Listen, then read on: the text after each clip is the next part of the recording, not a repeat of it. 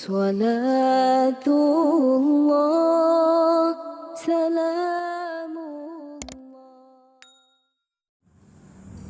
Bismillahirrahmanirrahim.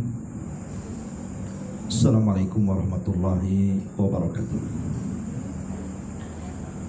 Alhamdulillah wassalatu wassalamu ala rasulillah wa ala alihi wa sahbihi wa mawalah wa la hawla wa la quwata illa billahi wa ba'du.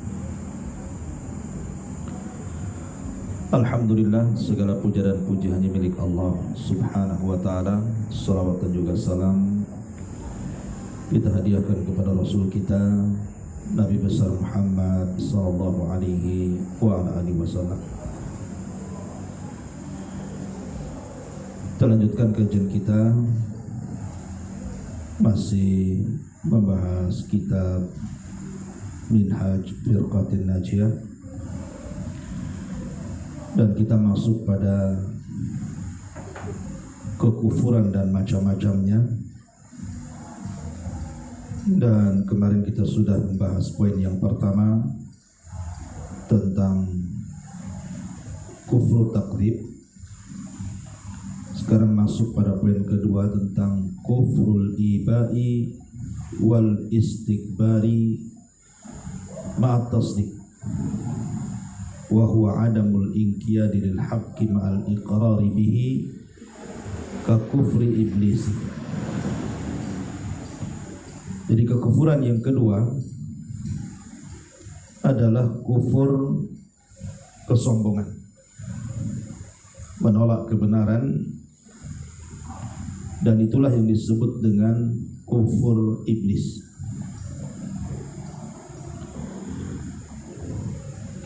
Ma'asyiral muslimat yang dimuliakan Allah Subhanahu wa taala, di sini pengarang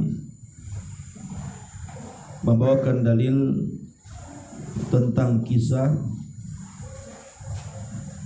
sujudnya para malaikat kepada Adam dan enggan sujudnya iblis kepada Adam. Allah Subhanahu wa ta'ala berfirman, wa idh qulna lil malaikati isjudu li Adam fasajadu illa iblis aba wastakbara wa kana minal kafirin. Dan ingatlah ketika kami katakan kepada para malaikat, sujudlah kalian kepada Adam, maka semua para malaikat sujud kecuali iblis. Dia enggan, sombong, dan termasuk makhluk yang kafir. Ayat ini mengisahkan kepada kita tentang kisah kesombongan iblis laknatullah alaihi. Jadi sebagaimana yang sudah kita ketahui bahwa saat Allah Subhanahu wa ta'ala menciptakan Adam alaihi salatu wassalam, maka para malaikat sempat bertanya kepada Allah Subhanahu wa ta'ala, kenapa Allah sampai menciptakan Nabiullah Adam? Kemudian malaikat menawarkan diri, karena dikhawatirkan Adam ini yang akan diciptakan Allah akan menumpahkan darah dan merusak di permukaan bumi. Maka malaikat mengatakan, sebaiknya turunkan saja kami ke bumi, biar kami yang beribadah di bumi, supaya tidak ada lagi kerusakan dan pertumpahan darah yang sebelumnya sudah dilakukan oleh bangsa jin, karena jin lebih dulu diciptakan dibandingkan Adam. Tapi Allah Subhanahu wa ta'ala menolak dan mengatakan, inni a'lamu ma la ta'lamun. Saya lebih tahu tentang ciptaanku, kata Allah, dibandingkan kalian. Akhirnya kemudian Allah pun betul-betul menciptakan Adam alaihi salatu wassalam. Nah, ketika Allah Subhanahu wa ta'ala menciptakan Adam, dan Adam masih dalam bentuk tanah tembikar, iblis tahu, sehingga iblis mendatangi patung Adam yang belum ditiupkan ruh. Maka iblis pun berputar-putar di patung Adam itu. Terkadang masuk dari lubang telinga, keluar dari lubang hidung, masuk dari lubang mulut, keluar dari lubang telinga, dan begitu seterusnya. Kemudian iblis menganggap bahwa Adam itu makhluk lemah. Kenapa? Karena memiliki rongga. Nah, iblis kemudian mengatakan di hadapan patung Adam ini, "Lau sullittu alayya, lau sullitta alayya la uhlikanna." Kalau seandainya makhluk ini diserahkan kepadaku, maka ku hancurkan dia. Jadi hasadnya iblis itu sudah ada sebelum Adam ditiupkan ruh. Lah ketika betul-betul kemudian Allah Subhanahu wa taala meniupkan ruh kepada Adam dan meminta kepada seluruh malaikat untuk sujud kepada Adam, maka Allah Subhanahu wa taala katakan, "Fa idza sawaituhu wa nafakhtu fihi min ruhi faqa'u lahu sajidin." Maka setelah aku sempurnakan ciptaan Adam, kemudian semata-mata aku tiupkan ruh ke dalam jasad Adam, maka sujudlah kalian semua kepada Adam. Maka ketika betul-betul Allah Subhanahu wa taala meniupkan ruh kepada Adam, maka semua malaikat sujud kepada Adam. Dan sujudnya kepada Adam tentu bukan sujud ibadah, tapi maksudnya sujud penghormatan. Dan bukan sujud kepada jasadnya Adam, tetapi kepada ruhnya Adam. Karena Allah mengatakan semata-mata ruh ditiupkan, sujudlah kalian. Ya, karena ruh lebih mulia dibandingkan jasad. Maka ketika seluruh malaikat sujud kepada Adam, rupanya iblis yang hadir di situ tidak mau sujud. Ketika iblis tidak mau sujud, maka Allah Subhanahu wa taala memanggil iblis dan mengatakan, "Kenapa engkau tidak sujud kepada makhluk yang kuciptakan dengan tanganku?" Maka iblis mengatakan, "Ana khairum minhu, khalaqtani min nar wa khalaqtahu min tin." Karena aku lebih baik dibandingkan si Adam itu. Kau ciptakan aku dari api, sementara Adam kau ciptakan dari tanah. Iblis ini hendak mengkias dirinya dengan malaikat, bahwa api lebih dekat kepada cahaya dibandingkan tanah kepada cahaya. Makanya dia mengatakan, aku lebih baik dibandingkan Adam, karena aku masih dekat dengan malaikat. Nah, dari sini kemudian Allah Subhanahu wa taala murka karena iblis menentang perintahnya. Ketidakmauan iblis sujud kepada Adam itu karena kesombongan terhadap perintah Allah. Makanya di sini Allah mengatakan, wa id qulna lil malaikati isjudu li Adam fasajadu illa iblis. Dan ingatlah ketika kami katakan kepada para malaikat, sujudlah kalian kepada Adam, semua malaikat sujud kecuali iblis. Alasannya, aba wastakbara wa kana minal kafirin. Dia enggan dan dia sombong dan termasuk makhluk yang kafir. Ma'asyiral muslimin yang dimuliakan Allah Subhanahu wa taala. Makanya dari sini, dari ayat ini menunjukkan bahwa sombong itu sesuatu yang sangat bahaya. Bahkan Imam Ibnul Qayyim rahimahullahu taala di dalam kitabnya Madarijus Salikin menukilkan perkataan gurunya Syekhul Islam Ibn Taimiyah rahimahullahu taala, di mana Ibnu Taimiyah mengatakan at-takabburu syarrun minasyirki. Sombong itu jauh lebih bahaya dibandingkan kesyirikan. Sombong itu lebih bahaya dibandingkan kesyirikan. Kenapa? Fa innal mutakabbir yatakabbar an ibadatillah. Karena orang yang sombong adalah orang yang sombong dari beribadah kepada Allah Subhanahu wa taala. Jadi orang yang sombong itu sama sekali tidak mau beribadah. Dan tidak mau beribadahnya itu karena menentang. Tetapi wal musyriku ya'budullaha wa ghairahu. Tapi orang musyrik kan masih mau menyembah Allah walaupun menyembah yang lainnya. tapi masih mau dia nyembah Allah. Orang musyrik itu. Tapi orang sombong itu sama sekali tidak mau beribadah. Sudah tidak mau beribadah, alasan tidak mau beribadahnya karena menentang perintah Allah Subhanahu wa taala. Makanya beliau mengatakan at-takabbur syarrun minasyirki, bahwa sombong itu lebih bahaya, lebih buruk, lebih jelek dibandingkan kesyirikan. Ma'asyiral muslimat yang dimuliakan Allah Subhanahu wa taala.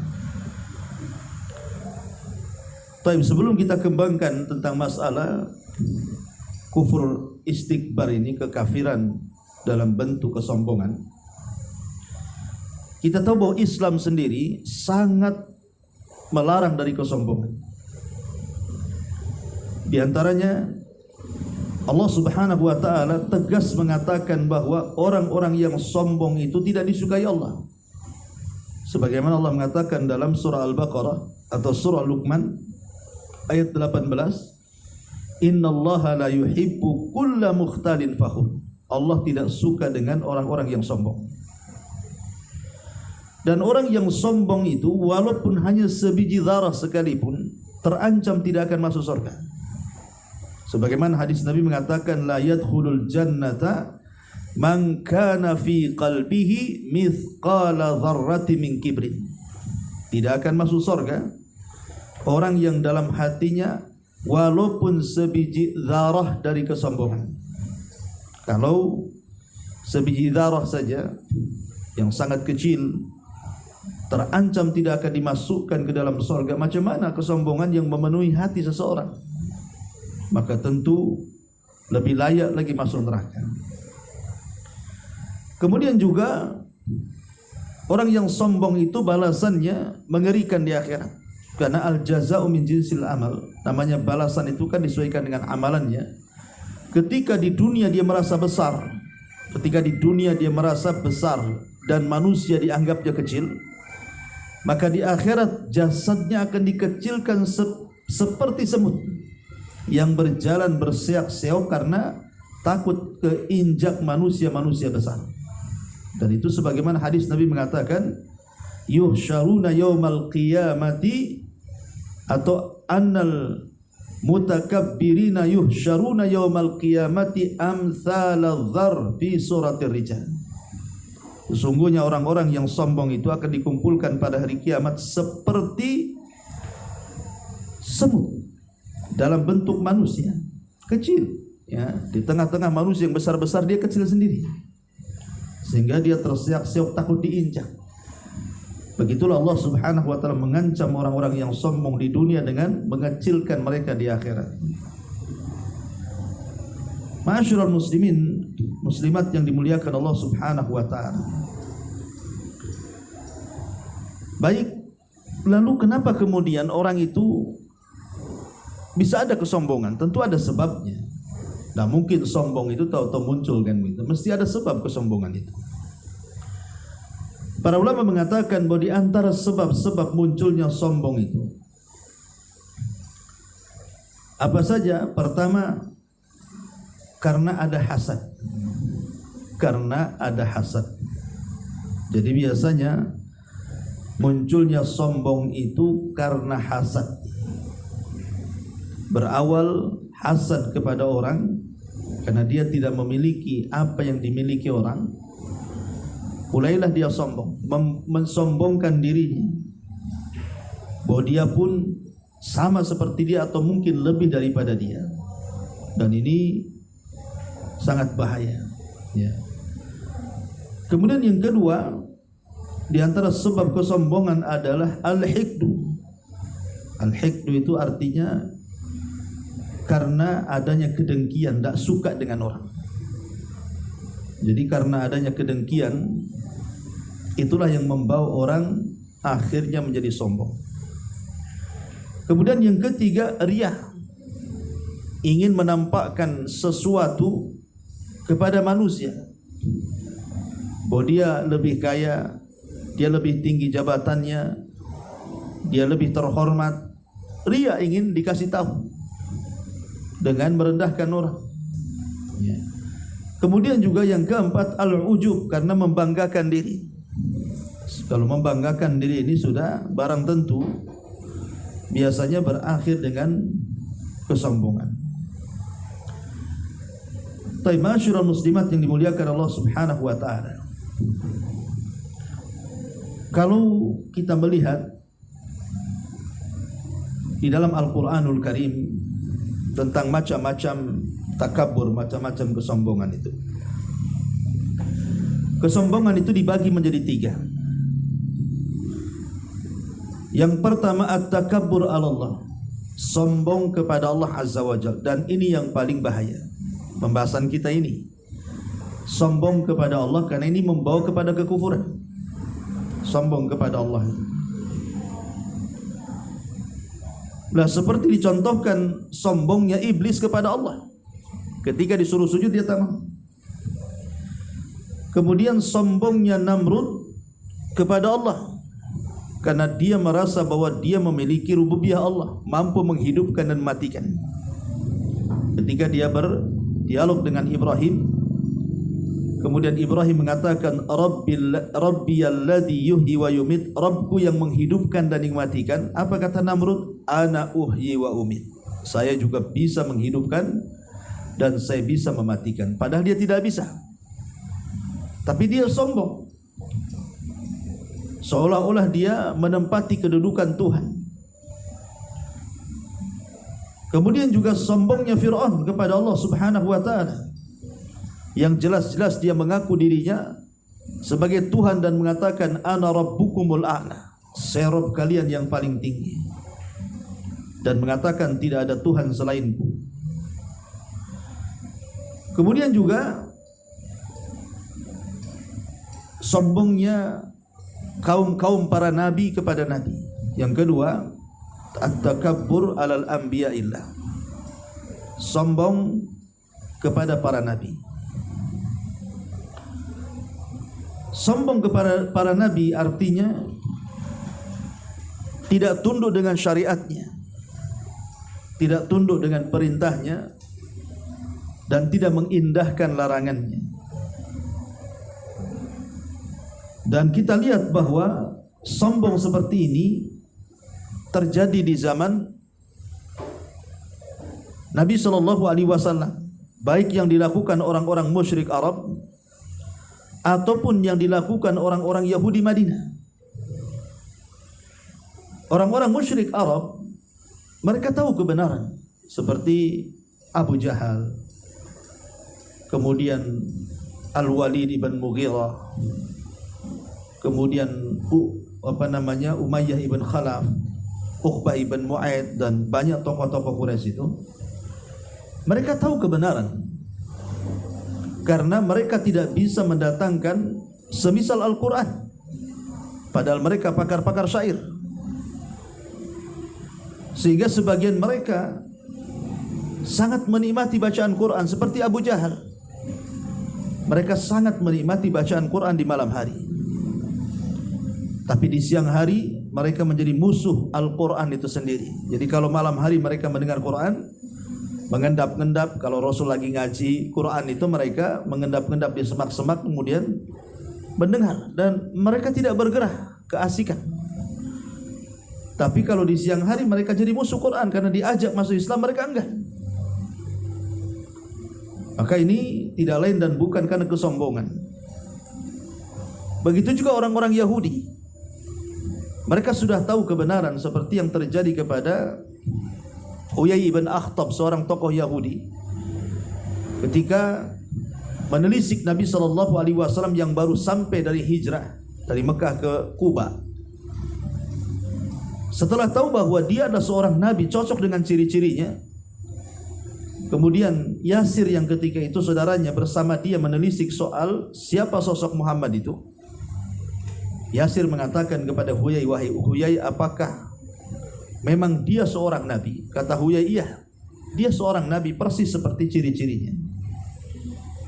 Kata Yasir, kalau dia seorang nabi, kenapa kita tidak beriman? Maka Huyai ibn Akhtab mengatakan, oh tidak, selama nyawa di kandung badan saya akan terus memerangi dia sampai kematian menjemputku. Jadi menolak Islamnya Huyai ibn Akhtab itu bukan karena dia meragukan kenabian, tidak, bahkan yakin itu nabi. Tapi karena kesombongan, itulah yang menjadikan kemudian orang-orang Yahudi Madinah tidak mau beriman kepada Nabi. Ini di zaman Nabi SAW. Kita tarik kepada zaman sebelum Nabi SAW. Seperti contohnya Fir'aun dan kaumnya. Ketika Nabi Musa SAW dan juga Harun mendatangi mendatangi Fir'aun dan kaumnya dan mendakwahkan dakwah tauhid, maka Allah Subhanahu wa taala gambarkan dalam Al-Qur'an, "Tsumma arsalna Musa wa akhahu Harun bi ayatina wa sultanin mubin ila fir'auna wa malaihi fastakbaru wa kanu qauman 'adin." Kemudian kami utus Musa dan saudaranya Harun dengan membawa ayat-ayat kami dan penjelasan yang nyata kepada Fir'aun dan para pengikutnya, tetapi mereka sombong dan mereka merasa kaum yang paling tinggi. Artinya bahwa Fir'aun dan kaumnya, mereka sombong kepada Musa alaihi salatu wassalam, dan ini kesombongan kepada para nabi. Atau kisah Ashabul Qaryah. Kisah Ashabul Qaryah, ketika Allah Subhanahu wa taala mengatakan dalam sebuah kisah dalam surah Yasin ayat 13 sampai 19, "Wadrib lahum mathalan ashabal qaryati idja'ahal mursalun." Ceritakan kepada mereka tentang kisah Ashabul Qaryah ketika diutus kepada mereka para utusan. "Id arsalna ilaihim itsnaini fakadzabuhuma fa'azzazna bitsalitsin." Ketika kami utus kepada mereka 2 nabi, rupanya tidak cukup, kami kuatkan dengan 3 nabi lagi. Dikirim 1 jadi 3 nabi untuk mendakwahi Ashabul Qaryah itu. Tetapi mereka malah ditolak dakwahnya, bahkan hampir dibunuh. Ma'asyiral muslimat yang dimuliakan Allah Subhanahu wa taala, sampai akhirnya ada seseorang yang bernama Habibur Rahman. Ada yang mengatakan dia tukang jahit, ada yang mengatakan pekerjaan yang lainnya, wallahu alam. Dia dari perbatasan Madinah sampai berjalan kepada Ashabul Qaryah untuk mengingatkan bahwa kedatangan 3 orang nabi itu adalah membawa kebaikan. Tetapi kemudian Habibur Rahman ini malah dibantai oleh kaumnya. Kemudian setelah dia dibunuh, 3 nabi juga tidak lepas dari pembunuhan. Nah, ini kan sombong, bukannya menerima malah dibunuh pula nabi itu, karena tidak cocok dengan hawa nafsu mereka. Begitulah Bani Israel, kalau tidak cocok dengan hawa nafsu mereka, fariqun kadzabtum wa fariqun taqtulun. Sebagian mereka mendustakan dan sebagian mereka menjadi pembunuh para nabi. Ya. Atau mungkin Nabi Nuh alaihi salatu wassalam ketika berdakwah kepada kaumnya mengatakan, "Ya Nuh, qad jadaltana fa aktsarta jidalana fa'tina bima ta'iduna in kunta minas shadiqin." Wahai Nuh, engkau sudah banyak melakukan berbantah-bantah dengan kami, begitu juga kami. Begini sajalah, kalau memang kau seorang nabi, datangkan azab kepada kami kalau engkau memang benar. Jadi kaumnya Nuh malah menantang untuk didatangkan azab, dan itu kesombongan namanya. Makanya betul-betul Nuh berdoa kepada Allah, maka datanglah banjir bandang yang sangat besar diiringi tufan meluluh lantakkan seluruh kaumnya karena kesombongan. Begitu juga Syuaib dengan kaumnya. Mereka mengatakan kepada Syuaib, "Ya Syuaib, ma nafqahu katsiran mimma taqul wa inna lanaraka fina dha'ifa." Wahai Syuaib, kami tidak paham apa yang kau katakan. Ini kan melecehkan. Syuaib itu khatibul anbiya, dia adalah oratornya para nabi. Orang orator itu jelas bahasanya bagus, tapi kaumnya merendahkan Syuaib dengan mengatakan, "Kami tidak tahu loh bahasamu itu apa. Kamu ini ngomong apa?" Kan itu kesombongan itu. Seolah-olah tidak paham dengan apa yang dikatakan Nabi Syuaib. Kemudian mengatakan, "Wa inna lanaraka dha'ifa." Kami melihat engkau ini lemah. Ya, ini kesombongan kepada para nabi. Lah ini sebuah kekufuran. Ya.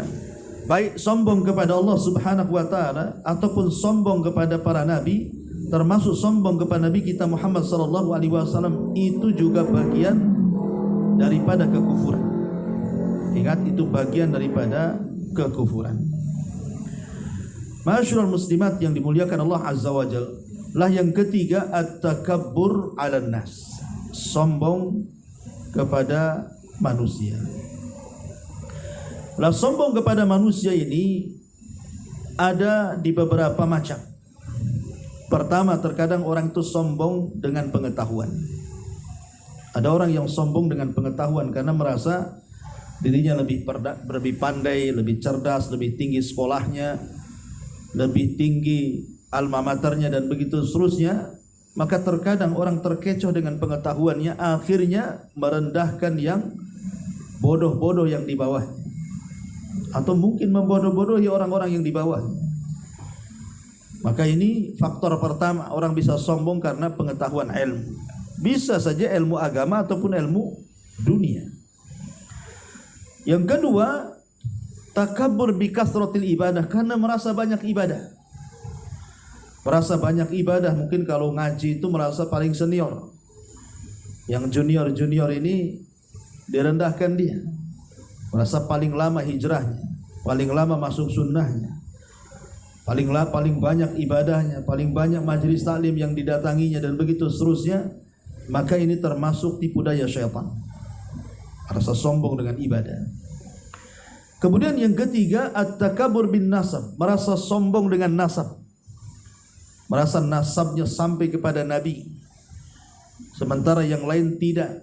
Akhirnya kemudian merasa lebih mulia, lebih hebat, lebih agung. Padahal Allah mengatakan inna akramakum indallahi atqakum. Orang yang paling mulia itu adalah ketakwaan, orang yang bertakwa. Dan di akhirat pun nasab itu akan terputus. Di akhirat itulah nasab akan terputus. Jadi buat apa kemudian dibangga-banggakan sombong dengan nasab? Di zaman Nabi SAW, Rasul tidak suka dengan orang-orang yang menyombongkan nasab. Bahkan menggolongkan orang-orang yang sombong dengan nasab itu bagian daripada tradisi jahiliyah, al-fakhru bil ansab itu. Kata Nabi SAW, arba'un min umuril jahiliyah, 4 perkara termasuk perkara-perkara jahiliyah, salah satunya al-fakhru bil ansab, merasa bangga dengan nasab. Ini tradisi jahiliyah. Makanya ketika ada seseorang di zaman Rasul, dia berbangga dengan nasab, kemudian melecehkan nasab yang lainnya, dia mengatakan, tahukah kamu siapa saya? Kemudian dia mengatakan, saya anak fulan bin fulan bin fulan bin fulan. Kemudian mengatakan kepada kawannya, amma anta fala ummalaka, adapun kamu sebutkan nasabmu, saya kira tidak semulia nasabku, katanya. Dengan malu-malu dia menyebutkan. Kata Nabi, ketika itu Nabi lewat di situ. Maka Nabi mengatakan, stop, kenapa kalian berbangga dengan nasab? Tidakkah kalian mendengar dulu di zaman Nabi Musa, kata Rasul, ada 2 orang persis seperti kalian. Yang satu mengatakan, tahukah kamu siapa saya? Kemudian dia mengatakan, saya fulan bin fulan bin fulan bin fulan, sampai 9 kakeknya disebut. Dan dia sombong dengan kakek-kakeknya. Kemudian setelah dia berbangga dengan nasab, dia lecehkan nasab orang dan mengatakan, amma anta fala ummalaka, adapun kau saya kira tidak punya nasab sehebat diriku, katanya. Sebutkan nasabmu.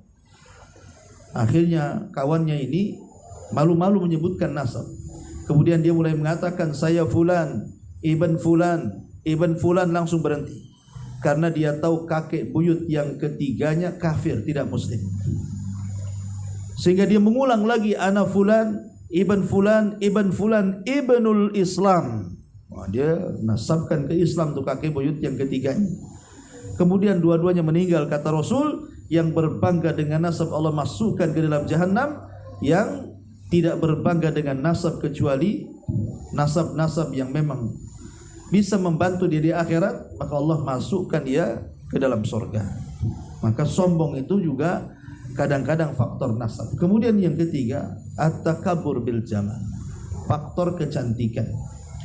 Ketampanan, merasa cantik sendiri, merasa tampan sendiri, ya, merasa wah sendiri. Ini juga diantaranya fitnahnya kaum Hawa, fitnahnya ibu-ibu. Ya, ini hati-hati, kadang-kadang fitnah kecantikan ini membawa kesombongan. Atau yang kelima, at-takabbur bil mal, fitnah harta, sombong dengan harta, merasa dia kaya, yang lain miskin, akhirnya menginjak-injak orang miskin. Makanya kemudian Allah mengatakan, kalla innal insana la yatgha an ra'ahus taghna. Sekali-kali manusia itu melampaui batas, menjadi sombong apabila Allah bentangkan kekayaan kepadanya. Seperti Qarun, dia merasa kaya sehingga kemudian dia meremehkan manusia, sampai kepada meremehkan Nabi Musa, seorang nabi sekalipun diremehkan dia karena merasa kaya. Tapi Allah Subhanahu wa taala katakan, fa khassafna bihi wa bidarihi al-ardh, kami tenggelamkan Qarun dan seluruh kekayaannya. Jadi, dan ataupun tadi kisah sahibul jannataini kita lihat dalam surah Al-Kahfi ayat 32 sampai 44 kan, menceritakan tentang kisah pemilik dua kebun.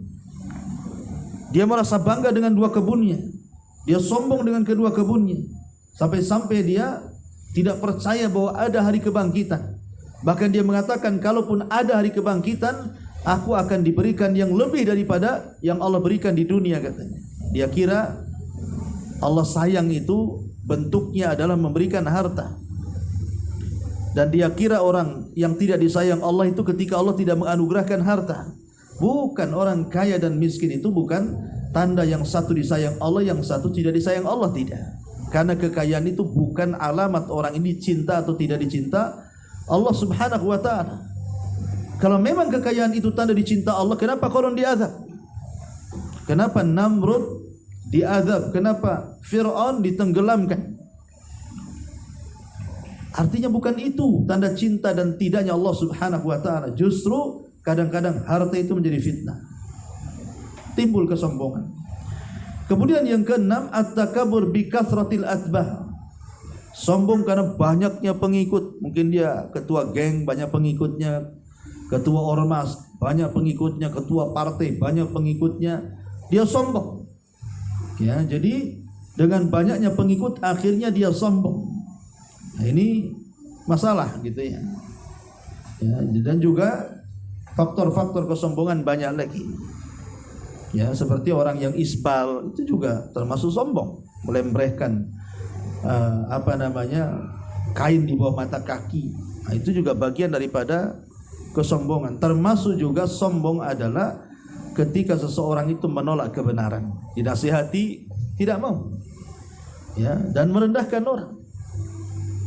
Ya, dari sini, tetapi sekali lagi bahwa pembahasan kita adalah fokus kepada kufur takdzib, dan kufur takdzib meliputi dua kesombongan, yang pertama dan yang kedua, sombong kepada Allah dan sombong kepada para nabi, termasuk sombong kepada Nabi kita Muhammad sallallahu alaihi wasallam. Itu yang maksudnya ya, kufur akbar tadi, ya. Wallahu alam. Ini materi tentang masalah bahaya sombong. Tapi sebelum saya tutup, silakan kalau ada yang mau bertanya.